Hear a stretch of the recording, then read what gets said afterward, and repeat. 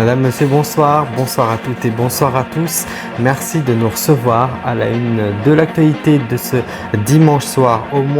À moins de 3 mois des élections européennes, Marion Maréchal, la nièce de Marine Le Pen, a lancé sa campagne ce dimanche avec un grand meeting à Paris.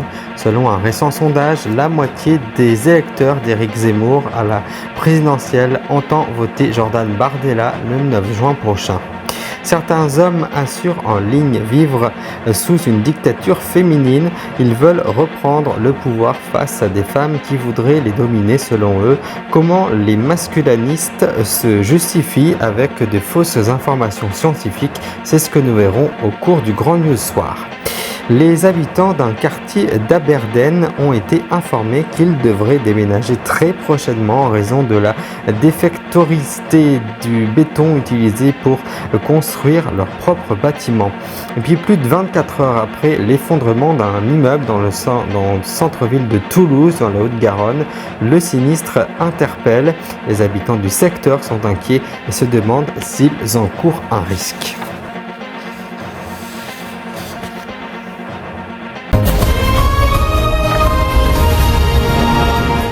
Bain de foule et acclamations pour la fondeur du parti Reconquête. Éric Zemmour et Marion Maréchal ont lancé leur campagne pour les élections européennes devant 5000 personnes ce dimanche soir. Pour l'homme de 66 ans, c'est une bataille de civilisation qui se joue. Chaque jour, nous nous battons pour sortir la tyrannie de l'Europe, sortir l'islamisation de l'Europe et pour sortir le wokisme de l'Europe également, a-t-il déclaré pendant son meeting. Reportage signé Marie Lomparieux. Bain de foule et acclamations pour le fondateur du parti Reconquête. Éric Zemmour et Marion Maréchal lancent la campagne pour les élections européennes devant 5000 sympathisants. Pour l'homme de 66 ans, c'est une bataille de civilisation qui se joue. Vous en veuillez pas, chers amis, de ne pas militer pour sortir de l'Europe, car chaque jour nous nous battons pour sortir la tyrannie de l'Europe, pour sortir l'islamisation de l'Europe, pour sortir le wokisme de l'Europe et avec lui le socialisme, la maladie des normes et la catastrophe migratoire. Après 45 minutes de discours, c'est au tour de la tête de liste, Marion Maréchal, de faire son entrée sur scène. L'ancienne députée du Vaucluse est créditée de 4,5% d'intention de vote. Pour mobiliser et convaincre son électorat, la candidate tape sur l'islam. Tous nos compatriotes peuvent croire ou ne pas croire, pratiquer leur religion ou ne pas en avoir, mais nous refusons catégoriquement qu'une autre culture que la nôtre s'impose sur la terre de nos pères. Nous devons donc refuser toutes les manifestations de la charia islamique dans tout l'espace public. Cette campagne ressemble à une dernière chance pour la petite fille de Jean-Marie Le Pen. Marion Maréchal devra récolter plus de 5% des voix pour espérer envoyer un député à Strasbourg. L'égalité des genres est une menace pour certains hommes. Sur les réseaux sociaux, ils n'hésitent pas à recourir à de faux arguments incohérents pour convaincre.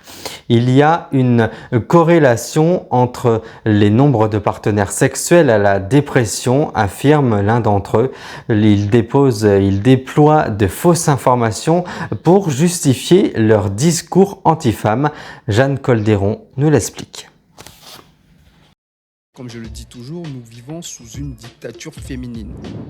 Ils veulent reprendre le pouvoir face à des femmes qui, selon eux, souhaiteraient les dominer. Des hommes pour qui l'égalité des sexes est perçue comme une menace. Et ils n'hésitent pas à utiliser des arguments non vérifiables et plus incohérents les uns que les autres. Il y a une corrélation entre le nombre de partenaires sexuels et la dépression. Nos gènes manipulent et orientent nos comportements en nous amenant à ressentir de l'attirance sexuelle avec le but ultime de nous reproduire. Durant la préhistoire, c'est pas la femme qui ramenait le mammouth dans la grotte. Ils se présentent sous différents noms, masculinistes, hoministes ou encore incel, et n'hésitent pas à utiliser de fausses informations pour mieux justifier leur discours anti-femmes. C'est le cas de cet influenceur, il s'appelle Léo. Il se présente comme psychologue et sur sa chaîne YouTube, suivie par près de 100 000 personnes, il prétend livrer des analyses scientifiques. Troisième phénomène, c'est le microchimérisme. Il semblerait que chez des femmes qui ait couché avec des hommes, il y ait encore des fragments d'ADN de ces hommes-là avec lesquels elles aient couché. Pourquoi il est étudié en ce moment ? Parce qu'il semblerait que ça puisse augmenter le risque de maladies auto-immunes. Le microchimérisme, c'est le transfert de cellules d'un individu à l'autre, et selon cet influenceur masculiniste, cela arriverait lors d'un rapport sexuel et pourrait avoir des conséquences graves sur la santé des femmes. Pour lui, la chasteté serait donc préférable. Nous avons montré ces extraits vidéo à une généticienne reconnue, Nathalie Lambert, qui travaille sur l'ADN et le microchimérisme. Alors là, c'est quand même plus que des raccourcis. À l'heure actuelle, il n'y a aucune preuve que les cellules du partenaire constituent un microchimérisme chez la femme. Donc ça, ce sont des hypothèses. Toutes ces cellules microchimériques qui vont partout dans notre organisme ont un rôle vraisemblablement plutôt bienfaiteur que néfaste. Mais il n'y a pas que les hommes qui adhèrent à ce discours masculiniste. Thaïs Descuffon a 24 ans. Influenceuse d'extrême droite identitaire, elle se présente comme une spécialiste des relations hommes-femmes. Elle aussi recommande aux femmes de ne pas multiplier les partenaires, comme elle l'explique dans cette vidéo. Plus une femme a multiplié les expériences, moins elle produit d'ocytocine et moins elle est apte de s'attacher durablement à un homme. Selon elle, une femme perdrait donc de la valeur en multipliant ses partenaires. Une théorie totalement fausse d'un point de vue scientifique. La jeune influenceuse a accepté de nous rencontrer et de répondre à nos questions à ce sujet. Comment vous appréciez ça ? C'est-à-dire de peut-être participer à diffuser une fausse information, là en l'occurrence ? Pour le coup, je veux dire, le discours que je tiens, ce que je viens de vous développer juste avant, il est réel. Je vois difficilement comment on peut le nier. Non, mais je vous parlais pour le fait de produire moins d'ocytocine. À la limite, là, on s'arrête sur du détail. Le fait est qu'une femme est impactée négativement par la multiplication de partenaires, contrairement à un homme, jusqu'à un certain degré, évidemment. Des relations sexuelles plus nocives pour les femmes que pour les hommes ? Là non plus, aucune étude ne vient confirmer ces propos. Elle propage donc elle aussi de fausses informations anti-féministes à près de 400 000 abonnés sur ses réseaux sociaux. Les habitants d'un quartier paisible sur la côte écossaise, Aberdeen, viennent d'apprendre que leur logement social a été reconstruit avec un béton défectueux. Face au risque d'effondrement, 300 foyers doivent déménager aujourd'hui. En cause, les plaques de béton cellulaire très utilisées dans les années 1950 pour la construction des bâtiments au Royaume-Uni par exemple. Faisons le point tout de suite sur la situation. À première vue, un quartier paisible sur la côte écossaise. Mais d'après les experts, c'est une bombe à retardement. Les habitants viennent d'apprendre que leurs logements sociaux, construits avec un béton défectueux, pourraient s'effondrer sans préavis. 300 foyers doivent déménager. Je suis vraiment inquiète et choquée. J'appréhende beaucoup. Où on va aller, dans quelle maison et combien ça va nous coûter. Ça va être un énorme bouleversement dans nos vies. Mais je crois qu'on n'a pas le choix, on doit déménager. En cause, les plaques de béton autoclavées armées, très utilisées dans les constructions bon marché entre les années 50 et 90 au Royaume-Uni. Mais ce béton poreux devient très friable avec le temps. Et après 30 ans, il peut céder à tout moment. Ce fut le cas dans des salles de classe à plusieurs reprises ces dernières années, heureusement sans faire de blessés. Le problème avec ce béton, c'est que personne ne comprend quand et comment il va céder. Mais quand ça arrive, ça représente un risque énorme pour les occupants. À la rentrée dernière, 150 écoles britanniques ont été fermées en urgence. Dans cet établissement du centre de l'Angleterre, c'est le plafond du gymnase et des salles de classe qui s'apprêtaient à tomber. Ce béton défectueux se loge aussi dans de nombreux hôpitaux, tribunaux et commissariats de police construits dans les années 60 et 70. Mais c'est la première fois qu'il oblige des centaines d'habitants à abandonner leur logement. Dans le cœur historique de Toulouse, 24 heures après l'effondrement d'un immeuble, le périmètre de sécurité se rétrécit au fur et à mesure que les gravats sont débalayés. Pour autant, la précaution est de mise. Un bloc d'immeubles et les quartiers ont été à son tour, ils ont été évacués après la découverte d'une grande fissure à l'intérieur. Un habitant peut témoigner. On a été évacué hier soir vers 22h30, mais depuis, on est à l'hôtel. On attend le résultat des analyses. Isabelle de Lyon. Dans le cœur historique de Toulouse, Comme une balafre, cet immeuble effondré. Le déblaiement des gravats se termine. Le périmètre de sécurité s'est rétréci. Il devient possible d'approcher les travaux. Mais dans ce bloc d'immeubles, juste derrière le bâtiment effondré, une évacuation préventive a eu lieu hier soir suite à la découverte d'une fissure. On a été évacué hier soir vers 22h30 et depuis on est à l'hôtel, on attend le résultat des analyses. Les retours au domicile sont autorisés ou non, immeuble par immeuble. André Labattu a pu réintégrer le sien juste en face du chantier. Il est en colère contre les propriétaires de l'immeuble sinistré. Il y a quand même plusieurs mois qu'il y avait des alertes avec des fissures. Et personne n'a rien fait. La vie reprend avec précaution dans le quartier. Ce café, contraint de fermer hier à Rouvert, le gérant s'inquiète à propos du gaz. Vous êtes au top, génial. Il est rétabli juste avant midi. Déjà, au moins, on sait que c'est sécurisé, on sait qu'on ne craint rien en ouvrant. Donc déjà, c'est rassurant pour nous, c'est rassurant pour nos clients. Puis après, on espère que nos voisins vont revenir rapidement pour boire des cafés. Je pense que là, maintenant, ils vont faire très attention suite à l'effondrement. Ils vont passer des tests dans le quartier et à d'autres endroits pour éviter d'autres incidents de la sorte. Surtout que c'est une zone très habitée, très piétonne, avec beaucoup de commerces. Donc il faudrait éviter la catastrophe, on a déjà eu pas mal de chance.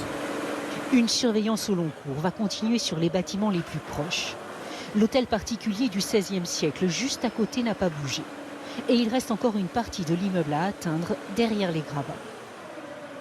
La partie l'immeuble restante est assez solide, mais après il y a des experts qui sont là pour évaluer les risques. Une réunion technique se tiendra cet après-midi à la mairie. L'effondrement d'un terril au Pays de Galles a révélé une menace très présente et qui risque de se renforcer avec le réchauffement climatique. Mais par chance, aucune habitation ne se trouvait sur le passage de la coulée. Il n'y a donc pas eu de victimes, bien heureusement. Sur plus de 2500 terrils sur le pays, héritage d'un important passé minier, 350 représentent un risque sérieux d'effondrement. Fragilisés par la pluie et le mauvais temps, notamment les infiltrations d'eau, ils devront désormais être surveillés 2 fois par an. C'est ce que nous expliquent Arnaud Boulet et nos équipes. Des années après leur fermeture, l'ombre des mines de charbon plane encore sur le Pays de Galles. Il reste 2500 terrils, ces collines artificielles faites des résidus de l'exploitation minière. Mais avec le changement climatique, ces terrils peinent à résister aux pluies de plus en plus intenses et occasionnent des glissements de terrain dévastateurs. Comme ce jour de février 2020. Oh my God, that's bad. 60 000 tonnes de résidus miniers sont emportés. Le poids d'une tour de 30 étages qui dévale la pente dans une coulée inarrêtable. 4 ans après, Anne Davies s'en souvient comme si c'était hier. Il pleuvait à torrents, le vent hurlait, et d'un seul coup j'ai vu cette matière noire se décrocher. On aurait dit un tsunami, mais un tsunami de boue. J'étais terrifiée. Personne n'a été blessé, mais Anne Davies, qui a vécu plus de 70 ans dans cette maison, ne se sent plus en sécurité. Ces terrils ne sont pas sûrs, ils sont trop nombreux. Il faut les surveiller comme le lait sur le feu. Ce n'était pas le cas jusqu'à présent. Elle n'est pas la seule à s'inquiéter. Les riverains se disent conscients de cette menace de tous les instants. J'habite à moins de 3 km. J'y pense en permanence. On n'est pas à l'abri d'une catastrophe. L'éboulement de 2020 a agi comme un électrochoc. Depuis, les autorités galloises ont identifié 350 terrils à risque, qui sont régulièrement inspectés. Cette équipe surveille étroitement l'état des terrils en s'assurant que l'eau de pluie s'écoule sans obstacle. Ici, des dépôts commencent à remplir cette canalisation. Pour le moment, ce n'est pas un problème. Mais si ça continue et qu'elle se bouche, l'eau pourrait emprunter un autre chemin et entraîner une coulée de boue.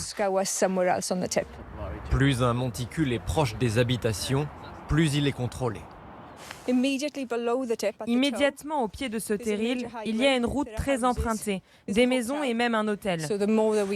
Plus on l'inspecte et plus on a de chances d'identifier une situation qui pourrait mener à un désastre comme celui d'Abervan. Abervan, une tragédie qui a traumatisé le Pays de Galles. Le 21 octobre 1966, un éboulement se produit sur un terril. En moins de 5 minutes, 20 maisons et une école sont ensevelies. La catastrophe fait 144 morts, dont 116 enfants. A generation perished in Abavan. In a few minutes, nearly 200 children, happy because they would begin a holiday that afternoon, were engulfed. Pour empêcher définitivement qu'un tel drame se reproduise et stabiliser tous les terrils, il faudrait compter entre 600 et 700 millions d'euros de travaux. Un financement au cœur d'un bras de fer entre le Pays de Galles et Londres, qui refuse de mettre la main à la poche. Le gouvernement local gallois se dit abandonné. La classe ouvrière qui vit ici est celle qui a travaillé dans les mines et s'est détruit la santé pendant que les profits partaient en Angleterre. Pourquoi les riverains qui subissent déjà les conséquences au quotidien devraient aussi être ceux qui payent la facture ? C'est maintenant un chantier d'ampleur qui attend le Pays de Galles. Les autorités se donnent 10 à 15 ans pour mettre en sécurité les 350 terrils jugés à risque. Sur la ceinture du feu du Pacifique, Kelimutu est incontestablement le plus beau de tous les volcans dans l'est de l'Indonésie. Il possède un décor unique, 3 cratères dans lesquels 3 lacs se sont formés au gré d'éruptions successives. Leur couleur varie en fonction du temps et des saisons. Ces splendides colosses est encore actif. L'ascension se fait en scooter avant une dernière étape à pied. Démonstration et images. Ce soir, embarcation immédiate. Signée Amélie Forger. Sur la ceinture de feu du Pacifique, il est incontestablement l'un des plus beaux de tous les volcans. Dans l'est de l'Indonésie, Kelimutu possède en son cœur un décor unique, 3 cratères dans lesquels des lacs se sont formés au gré d'éruptions successives. Leur couleur varie avec le temps et les saisons. Un splendide colosse encore actif. Allez, c'est parti. Que ce couple de touristes est venu admirer. L'ascension commence toujours à scooter. 30 minutes de route. Je crois qu'on est presque arrivé. Avant la dernière étape, à pied. Jessica Mason et Gary Newman sont australiens. Pour pouvoir observer le volcan sous sa plus belle lumière, ils voulaient partir avant l'aube. Je me demande si on pourra voir le sommet. Au cours de la montée, le soleil se lève et les paysages se dévoilent. Dernière marche jusqu'à la cime, à 1640 mètres d'altitude. J'avais vu plein de photos, mais je dois dire que là, c'est plus beau que ce que j'imaginais. Sous leurs yeux, les 3 lacs se révèlent et laissent transparaître leur mystère. Sur la surface de l'eau, des gaz volcaniques s'échappent. Ce sont eux qui donnent leur couleur au lac. J'ai déjà randonné sur des volcans, mais celui-là est le plus spectaculaire que j'ai vu. Les lacs bleus sont incroyables et le lac noir a quelque chose de mystérieux qui m'attire. C'est envoûtant. Oui, c'est ça. Parce qu'il pourrait se réveiller à tout moment, les autorités indonésiennes considèrent ce volcan comme dangereux et ont pensé un temps l'interdire aux touristes. Mais les habitants et les commerçants de villages en contrebas ont manifesté pour qu'il reste accessible. C'est le cas de ce restaurateur dont les revenus dépendent de Kelimutu. On s'est battu pour le tourisme. Nous gagnons notre argent grâce au volcan. Donc nous voulons pouvoir continuer à le partager avec tout le monde. Cet endroit est magnifique. Je veux que les gens continuent à venir ici. Colonisés par les Portugais dès le XVIe siècle, les habitants de la région sont aujourd'hui majoritairement catholiques. Mais des croyances locales perdurent, notamment celle selon laquelle les lacs du volcan abriteraient les esprits d'âmes humaines qu'il convient de ménager. On n'est plus très loin du lac, allons-y. Ces membres de la tribu des Lio, qui vit à flanc de colline, viennent leur rendre hommage régulièrement. À tous nos ancêtres disparus, laissez-nous vous donner ces quelques offrandes.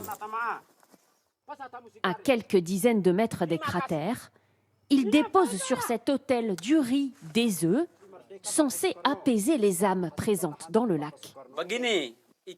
Cette cérémonie est importante pour que l'esprit de Kelimutu reste calme, que les lacs restent tranquilles, qu'il n'y ait pas d'éruption. Nous prions aussi pour que les lacs restent colorés. Comme les autres volcans de l'île, Kelimutu a façonné ici les paysages et rendu ces terres fertiles. Grâce aux cendres volcaniques, les sols sont riches en nutriments et le riz pousse en très grande quantité. Ici, c'est unique au monde, les rizières sont disposées en forme de toiles d'araignée. Je prépare le champ pour planter le riz. Cet agriculteur y travaille avec fierté. Ces parcelles ont été divisées ainsi il y a des années pour assurer une répartition égalitaire entre les différentes familles. Cette disposition a été créée pour être la plus juste possible. Nos ancêtres ont voulu que ces parcelles soient toutes égales pour éviter les conflits. Volcan habité d'esprit et habillé d'étranges couleurs, le Kelimutu est entré en éruption pour la dernière fois en 1968. On en a parlé tout au long du week-end dans le Grand News, les passagers du Malaysia Airlines 370 qui ont disparu avec leur vol le 8 mars 2014, il y a tout juste 10 ans. L'avion qui avait disparu, je vous le rappelle, 239 personnes à son bord. Depuis, ni boîte noire, ni épave, ni corps n'ont été retrouvés. Le mystère reste alors encore entier 10 ans après, mais c'est intenable. Nous ne savons toujours pas ce qui est arrivé à l'avion, regrette Grace Nathan, une proche d'une disparue. Alors je vous propose de faire un dernier point complet donc de la situation 10 ans après. Le mystère reste toujours entier de la Malaisie qui devait donc rejoindre le Pékin en Chine. Regardez. Ce sont les dernières images des passagers du vol Malaysia Airlines 370. Il y a 10 ans, jour pour jour, l'avion disparaît, avec à son bord 239 personnes. Depuis, ni boîte noire, ni épave, ni corps n'ont été retrouvés. Le mystère reste entier, intenable pour cette Malaisienne qui a perdu sa mère dans la disparition de l'avion. Les questions que nous avons posées il y a 10 ans n'ont toujours pas trouvé de réponse aujourd'hui. Nous ne savons toujours pas ce qui est arrivé à l'avion, pourquoi il a fait demi-tour et où il se trouve. Le 8 mars 2014, le Boeing 777 décolle de Kuala Lumpur, direction Pékin. 39 minutes plus tard, les systèmes de communication sont désactivés manuellement. L'appareil fait demi-tour, puis s'abîme en mer, dans l'océan Indien. Que s'est-il passé ? Le pilote se serait-il suicidé ? L'itinéraire de l'avion après son virage semble parfaitement pensé pour échapper à toute surveillance, selon cet ancien commandant de bord. Tout a été fait pour ne pas laisser de traces. Il est passé sur les frontières sans pouvoir se faire repérer par les pays adjacents et il est parti hors de portée des radars vers le sud. Et donc il a laissé 0 nappe de fuel puisqu'il n'y avait plus de carburant, il est allé au bout de son carburant. Donc le crime parfait.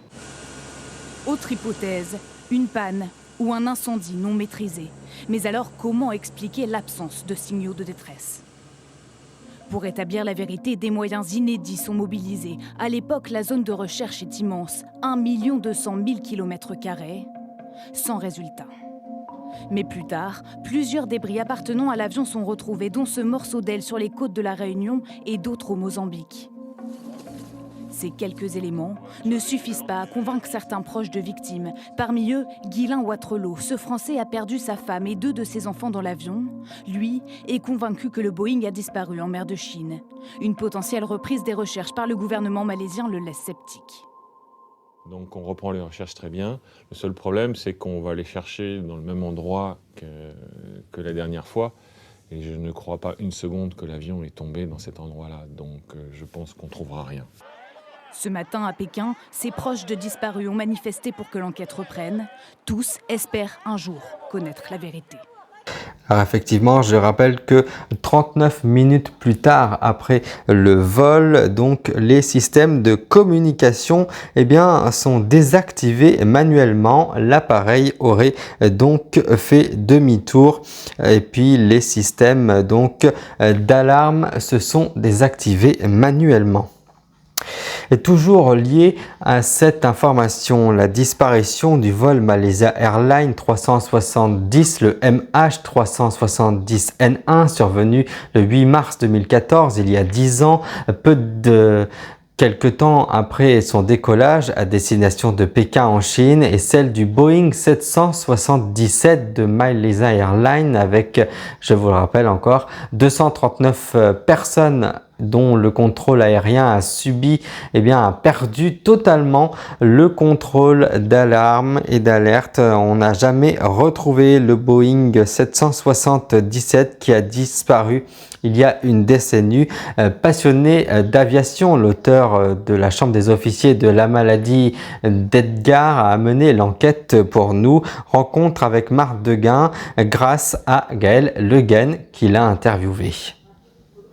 Il y a clairement quelque chose qui est un peu dans tous mes livres, c'est-à-dire qu'il y a un rapport au pouvoir dans cette histoire qui est à la fois intéressant, intriguant et inquiétant. Il n'y a pas d'indice. J'ai jamais vu un avion de cette taille qui disparaît sans laisser d'indice, ou en tout cas, on a le sentiment qu'on a cherché les indices au mauvais endroit, donc évidemment on ne risque pas de les trouver. On n'a pas de témoins de quoi que ce soit, sauf en tout cas pas de l'intérieur de l'avion, malheureusement. On n'a pas de contact radio, d'un seul coup cet avion se volatilise. Donc ça s'est jamais vu dans l'histoire de l'aviation. Et c'est intéressant parce que aujourd'hui, pour en arriver là, il faut qu'il y ait quelque chose de vraiment très compliqué qui soit passé. Là, cet avion, ça les a surpris. Si tôt le matin, voir un énorme avion comme ça passer au-dessus de leur île en basse altitude. Donc voilà, moi j'ai recueilli ces témoignages. C'était intéressant parce que ça permet de voir comment sont fondés les témoignages. Et bon, évidemment, j'en ai conclu que c'était des témoignages très sincères et qu'il n'y avait aucune raison d'en douter.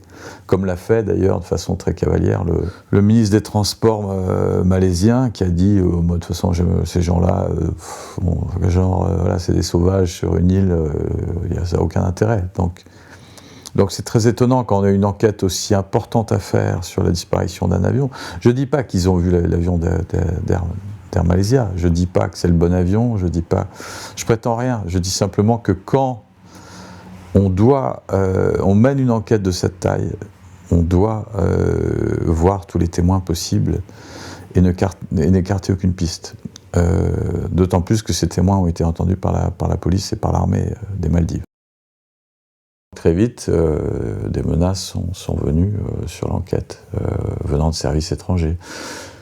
Ce qui n'est pas très adroit de leur part, parce que ça, évidemment, ça ne fait qu'alimenter l'idée que s'il y a des menaces, c'est qu'il y a des choses qui ne doivent pas être révélées. Et s'il y a des choses qui ne doivent pas être révélées, forcément, ça crée de